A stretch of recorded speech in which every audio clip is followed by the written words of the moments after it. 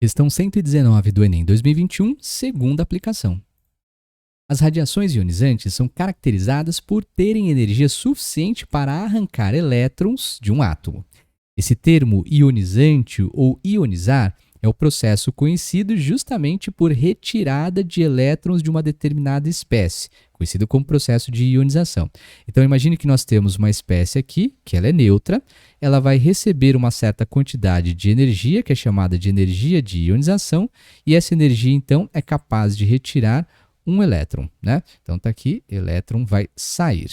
Essa radiação, que é chamada de radiação ionizante, então ela consegue bater nessas espécies químicas ou bioquímicas, arrancando esses seus elétrons, transformando em espécies positivas, espécies catiônicas. Né?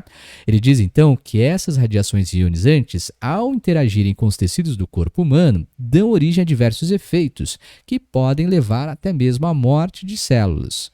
Os principais tipos de radiação ionizante são as radiações gama, originadas em transições nucleares, os raios X, originados em transições eletrônicas, alfa, que são núcleos de hélio, elétrons e nêutrons. O quadro apresenta algumas propriedades para esses diferentes tipos de radiação. Então, nós temos a radiação gama, né? E os raios X não tendo nem massa, muito menos carga. É por isso que elas são bastante complicadas, né? Podem causar realmente danos a tecidos. A radiação alfa, uma radiação pesada, tem uma massa, 4 unidades de massas, UMA, abreviada é unidade de massa aqui atômica, né? E a carga positiva mais 2. O elétron tem uma massa aproximada de 1 dividido por 1860, então 1 dividido por 2000, praticamente da massa aqui de um só próton, enfim, né? E uma carga negativa. E os nêutrons, você tem uma massa, mas não tem carga, justamente por ele ser nêutron, né? Essa primeira parte, quando a gente começa a estudar a radioatividade, que faz os reconhecimentos das partículas e também da radiação, nós temos uma parte lá, né, do estudo da radioatividade, que é o chamado poder de penetração dessas partículas. Então aqui eu peguei um diagrama, né, que ele mostra para a gente os tipos de radiação e onde é que elas conseguem ser barradas ou onde é que elas conseguem atravessar. Então aqui nós temos a radiação do tipo alfa, ela consegue ser barrada numa folha simples de papel. Então você está lá lendo um jornalzinho, vem uma partícula alfa, ela bate no jornal e não chega em você. Agora, a radiação do tipo beta, as partículas beta, já conseguem atravessar uma folha de papel.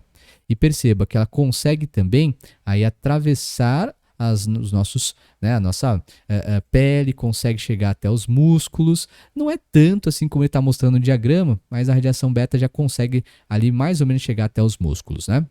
Bom, a radiação gama e também os raios X, que a gente utiliza para fazer, né, o raio-x, radiografia e tudo mais, ela já é uma radiação altamente energética, muito ionizante, porque consegue passar por uma folhinha de papel, né? Consegue passar pela nossa pele, pelo músculo e então atravessar também os nossos órgãos, né? E aqui ele consegue mostrar que uma folha fina de alumínio não consegue barrar, né, a radiação do tipo gama nem o raio-x. Ele consegue barrar essa folha de alumínio, a radiação beta, tá aqui, né? Mas a radiação gama e a radiação X, o raio-x, não consegue barrar. O raio-x e a radiação gama só é parada numa folha muito mais grossa, né? Thick lead, como ele coloca ali. Então, uma folha bem grossa. Quando a gente faz, por exemplo, vou colocar aparelho nos dentes, tem que fazer a panorâmica, o pessoal coloca aquele colete aqui, né? Tem que tapar a tireoide e tudo mais, que é pesado. Aquele negócio é feito justamente de chumbo. Então, o chumbo consegue barrar a radiação gama e também os raios-x, né?